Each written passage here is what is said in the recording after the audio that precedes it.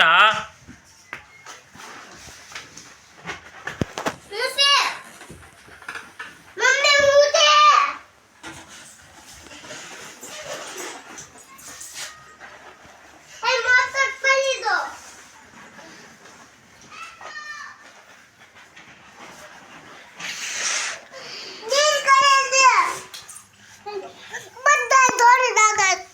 પેલા એક જણ વચ્ચે બે જાવ એની માથે બધા ફુગા નાખજો એટલે એક જણો ડટાઈ જાય ને ઊભું થવાનું પછી બીજાનો